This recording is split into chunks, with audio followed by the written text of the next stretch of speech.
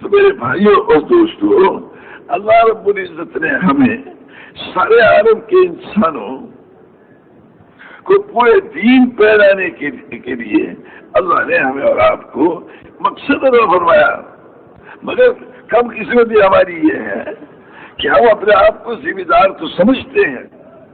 اپنے آپ کو بیوی بچوں والے سمجھتے ہیں، سمجھ لیں. اور ایک ایسا چکر چل گیا ہے جو بھائی بیوی بچوں کے بھی حقوق ہیں. آپ مفتی صاحب ارشاد فرما رہے تھے، ٹھیک ہے حقوق ہے، لیکن بھائی ہمارے ایک بزرگ تھے وہ فرماتے یہ بات ٹھیک ہے کہ حقوق تو ہے،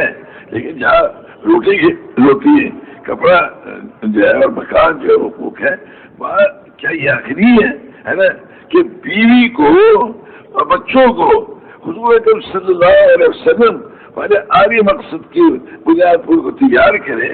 اور جیسے وہ فاقے برداشت کیے ویسے فاقے برداشت کرا کے ان کا حشر کے ساتھ کرائے.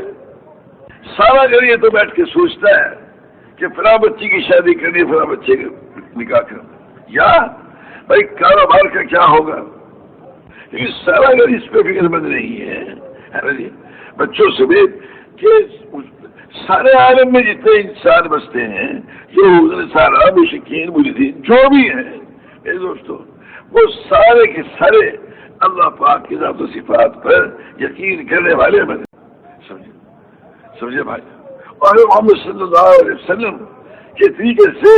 اللہ کے حکموں کو پورا کرنے والے بنے. اب آپ اندازہ لگائیے نا، اگر حضور صلی اللہ علیہ وسلم کا گھر اس میں اگر فکر مند نہ ہوتا،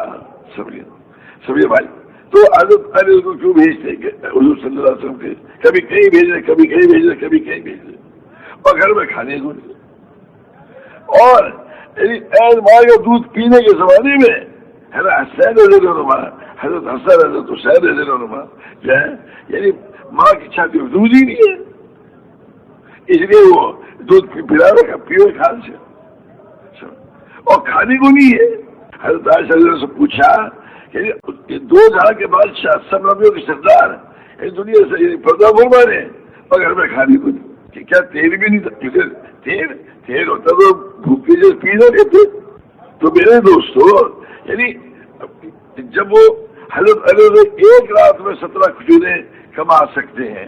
ہے نا، تو روز نہیں کما سکتے تھے، وہ روز کما سکتے تھے، لیکن اس کی فرصت ہی نہیں تھی. جب یہودی نے کہا کہ بھائی یہ بس 17 کھجور کافی ہے، محمد صلی اللہ علیہ وسلم نے اور میں نے وفات میں 3 دن سے کچھ نہیں کھایا تھا، تو ہمارے لیے اس وجہ 17 کھجوریں کافی ہیں. اس لیے انہوں نے کوئی کمائی کو مقصود تھوڑی بنایا ہوا تھا. یہ جو چکر چلا ہے